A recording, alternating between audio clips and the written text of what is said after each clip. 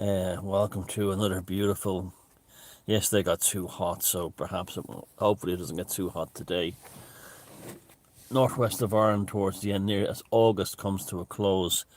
Don't forget this Sunday I'm doing the Alternative View online event, and you can, if you go to alternativeview.co.uk, you can find it and buy the tickets there if you want to watch me unfiltered and uncensored. And because it's someone else's forum. Thank you yesterday for all your endorsement and support in continuing this dialogue on this particular topic. Big love to all of you out there for that. It was important for me to know that other people felt the same way I did. And we I see myself now as like, the ones after World War II hunting down the Nazis and prosecuting them. That's how, Simon Wiesenthal, was that his name? And people like that, Nuremberg trials. That's how I see myself now. On behalf of the human race and with the human race, not as a representative of the human race, but along with the human race,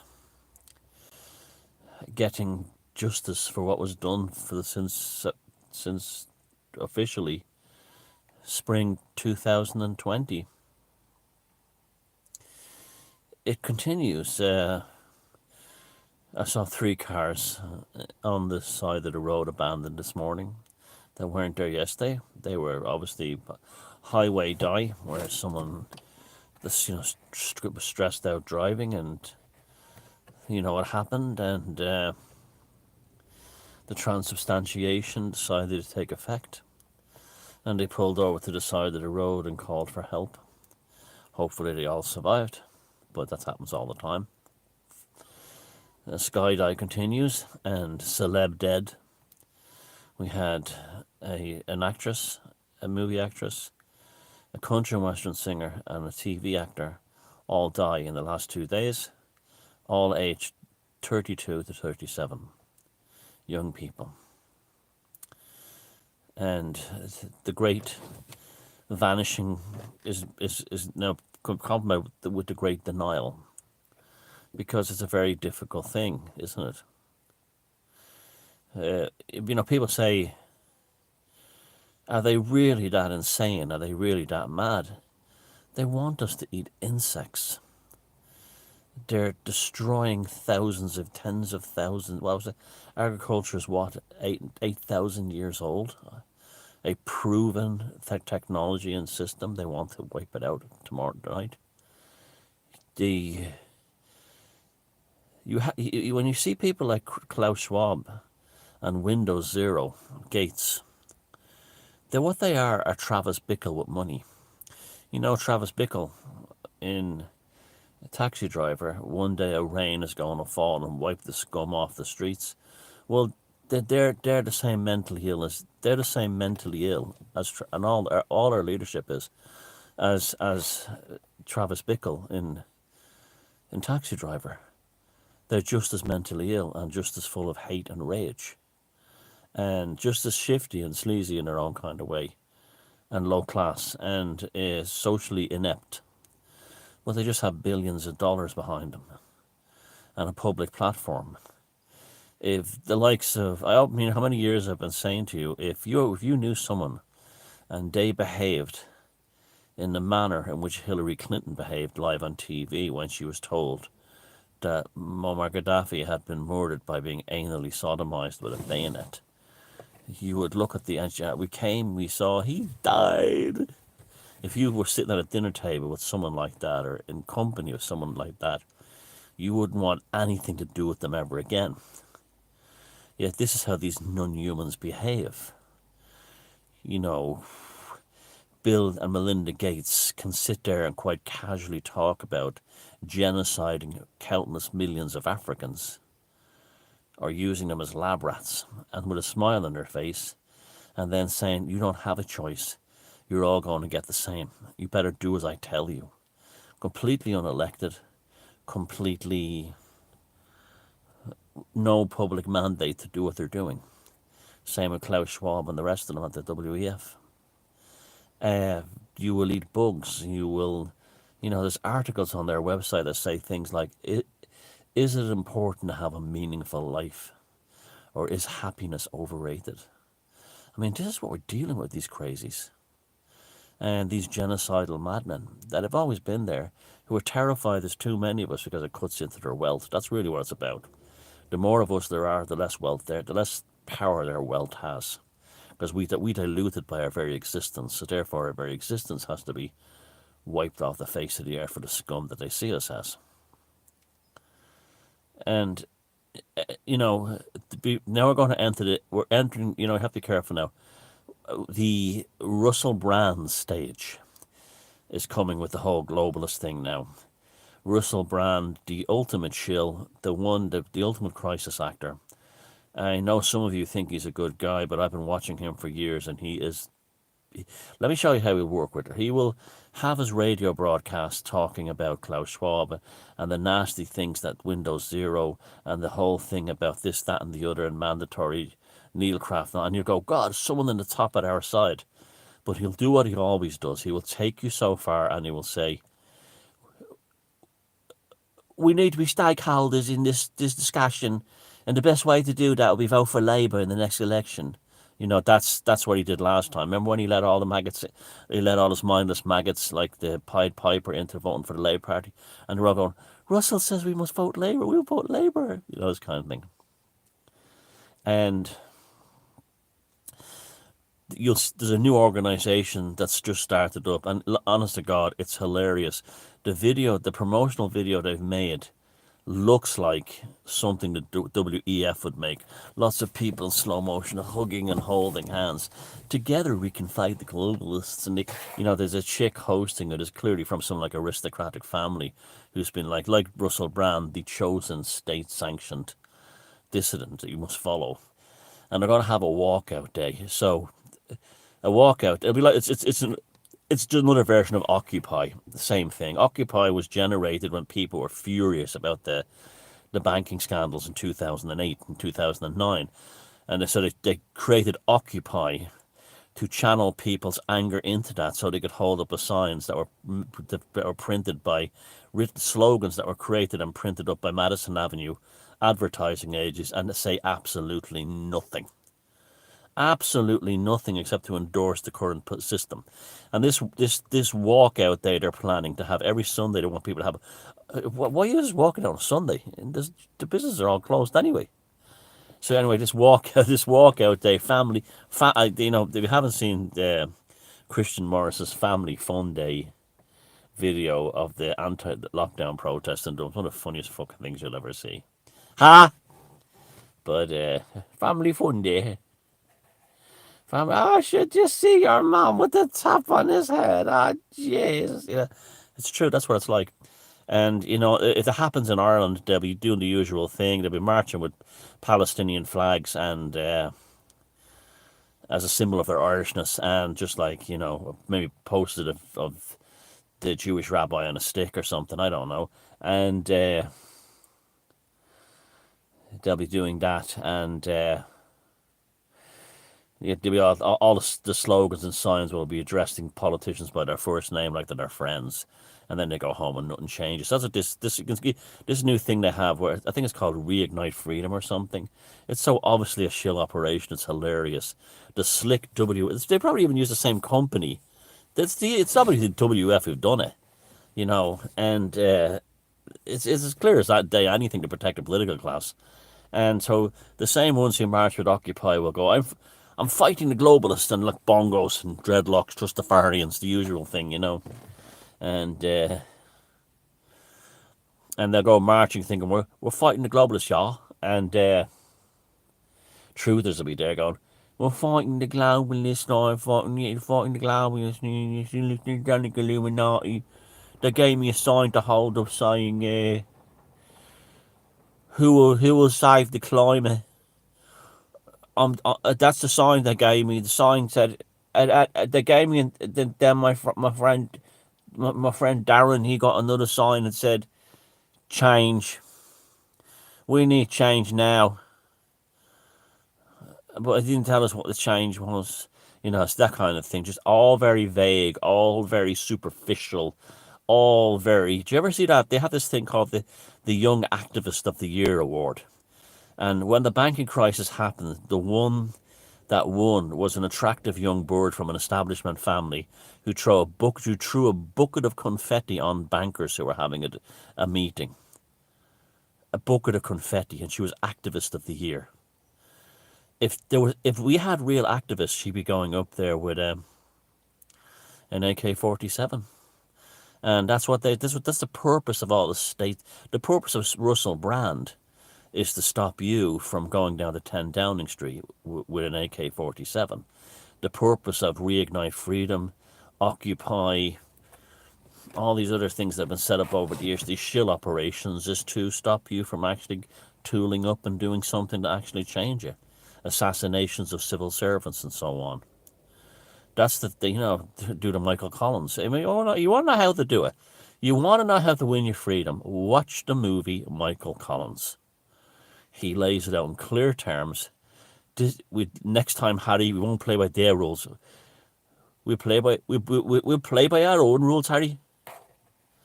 And that's what Harry did. They would make up our own rules. And they stopped. They gave up on the military thing completely, and they didn't go completely. There was still like plenty of things like flying columns and stuff operating, but they decided let's get the bureaucrats, let's get the talking heads, and they brought the British Empire to its knees within less than a year, just by making the ones who normally don't get touched.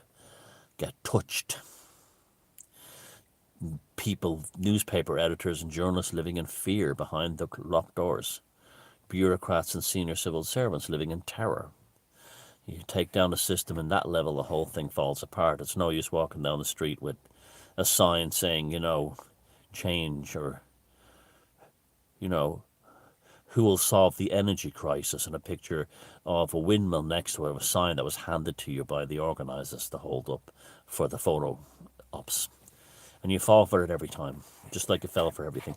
Here's the problem. While you may not have fallen for the needlecraft, I'm not talking about all you, there were many of you watching this. While you may not have fallen for the needlecraft, you're still falling for the likes of Russell Brand and this thing called Reignite Freedom. You're still falling for it. These people are there as safety valves and diversionary tactics to move you away from doing something that would actually frighten the globalists. This is why I said protesting is completely pointless and stupid. Except in one case, there was a protest on Grafton Street in Dublin where I think it was Stephen Kerr discovered that the whole thing was being orchestrated by cops on the second floor of a shopping centre over just looking at the street where the protest was happening. And they obviously had radios, and they were telling the state-sanctioned protesters, the left-wing party members and people for profit and the SWP and all these other groups, and they were saying things like all these anti-fascist. And I told you when they say anti-fascism, what they really mean is hatred of the working class. When you hear someone go, "I'm anti-fascist," what they're real today, what's called anti-fascism today is anti-working class. That's what it is. It's always middle class from establishment families who set themselves up as the anti-racist this or the anti-racist that. It's not. It's really about they're people who grew up in gated communities, with fathers who were had ministerial positions in government, and they grew up with a wall around their house built by the taxpayers, and they looked over that wall at the commoners and the scum. And when they grew up, they were going to go to war against them by declaring them fascists. So, like anyone you see online who calls themselves anti-fascist this, anti-fascist, anti-this, anti-that, they're all anti-working class. That's what they're really saying. Bash the fash, that's what they're really saying. Their hatred of the working class is now shrouded in this pretend Nazi punching thing they have going on. It's just pure hatred of you cannot imagine the average person who sets them up as an anti-fascist or an anti-Nazi hunter today. You cannot believe the visceral hatred they have for the Irish working classes or the British working classes. Well, all you have to do is look what happened in the north of England with the gangs. They sacrificed probably 1 million girls to Allah. You couldn't make this shit up. And they didn't matter. Why? Because they were working class. They were gammons. That's the new one. They're gammons. It's if these people were taught, it's amazing. If these people were talking about any other race or any other group, they'd be the worst racist you could ever imagine. But they casually talk about white trash, trailer trash, gammons. It's amazing, isn't it? It's amazing. That's all. When you see someone running on a socialist platform today, they're running on an anti-working class platform. That's what they're running on.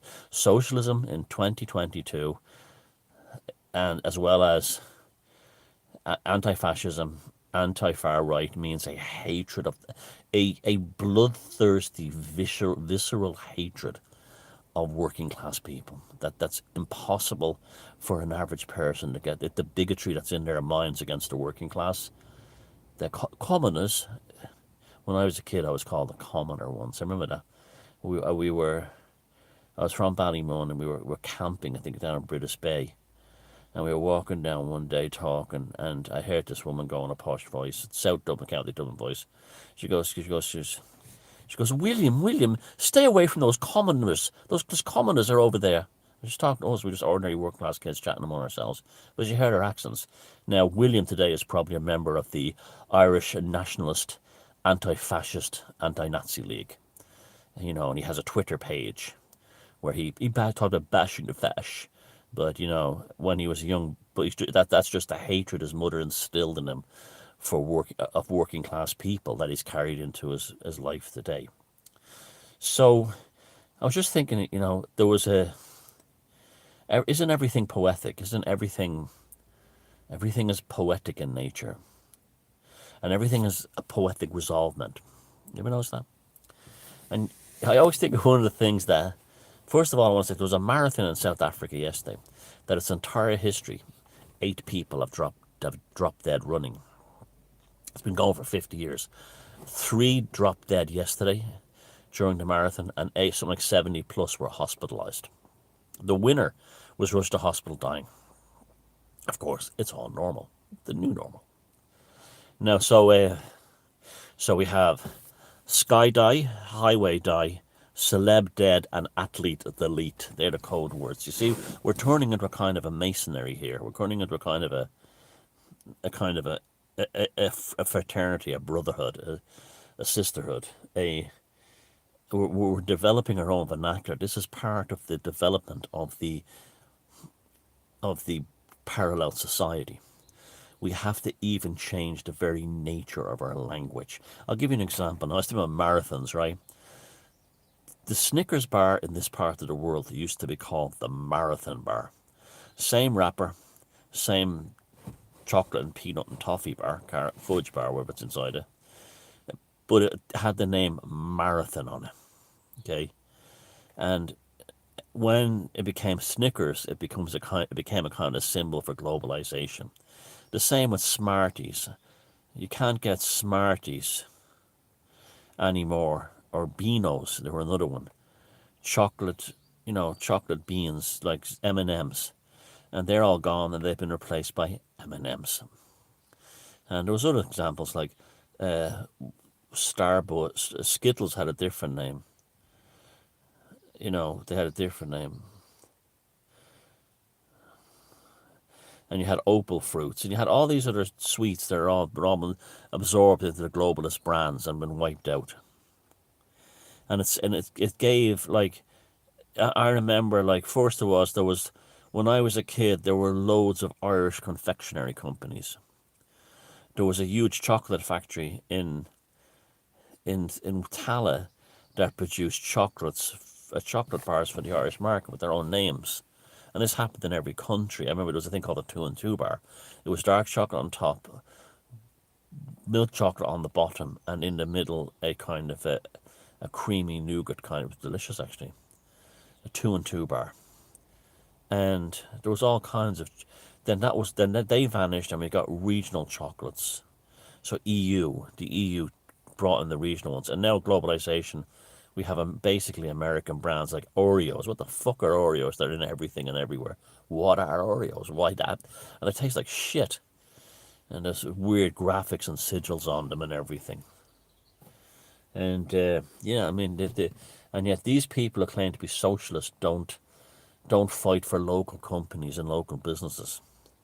They love the global corporations with all their hearts because Diddy's got stuck in them. You know, this is why they were all anti-Brexit, because if we leave the EU, my daddy's vineyards in the south of France will be subject to VAT and overseas tax. So we can't have that. Bloody gammons taking away our profit margins. You know, that was a lot I was about. And hatred of the working classes. A extreme hatred of the working classes. That their blood is boiling. They want to kill them. They want to do to us what, you know, what you see with like Bill Gates, Windows Zero, and Klaus Schwab talking about feeding us crickets and then wiping us out. That's exactly the left for you. That's them. They just got their world, you know. They can exterminate us disgusting working class people as they see us, who don't have, you know, gilt-edged stocks and, you know, inheritance portfolios, you know, run by Wall Street hedge fund investment firms, you know, and country manors and country estates, you know, and a big wall around the house built by by the taxpayers, so you could peer over it and look at the working class and the commoners before declaring yourself an anti-fascist. Yes, but they know what these people know what they're like inside, because they're also insane. You see that, like, this mental illness. It's not only mental illness among Windows Zero and Bill Gates, but it's also mental illness that tolerates them. If we lived in a world with any kind of justice, he would have been strung up from a lamppost a long time ago. And that's why they give you, you know, Occupy and Reignite Freedom and Brussels brand, so you don't get the piano wire. It's as simple as that. And any kind of working class revolutionary desire now, or zeal, or insurgency, is now been declared far right. I mean, we really live in an age where the working class are horribly beat down upon. And the hatreds are, although we have a higher standard of living than we did in, say, Victorian times, that aristocratic hatred of the working classes has never been more visceral. And it's in everything. The entire thing. And they're all Travis Bickles, like I said at the end of the day. They're all Travis Bickles. I had an amazing dream last night. I was dreaming that I was playing guitar with Hawkwind and the Ulster Hall in Belfast. And we were doing them all, you know, like, you know, we were Masters of the Universe, Jack of Shadows, Urban Gorilla, Shot Down in the Night. It was Silver Machine. It was just amazing. And it was like one of those vivid, real dreams that were like, wow, is this a dream or not? I'm also in a very mystical state at the moment. You can probably tell that. Based on this Artemis rocket, I'm going to make a Vaughn about that. There's just, you know, we're back into some serious space magic and space sorcery and occult now. So it continues. We tribe on. We know the rules of the engagement and the rules of the game. The rules of the game are, it's driven by Travis Bickle types, starting at the top in the WEF and in the likes of, you know, the Council of Foreign Relations, the Bilderbergs, and so on, a Trilateral Commission, and it works its way all the way down to your local anti-fascist league, aristocratic sons and daughters of the establishment, peering from behind their walls, at taxpayer-built funded walls, at the commoners. And the rules of engagement are the creation of the parallel society for the tribes. The tribes move on. We move on. We are all Sentinel Islanders now. That's what we're all. We are all Sentinel Islanders now. And the parallel society takes us from Snickers back to Marathon.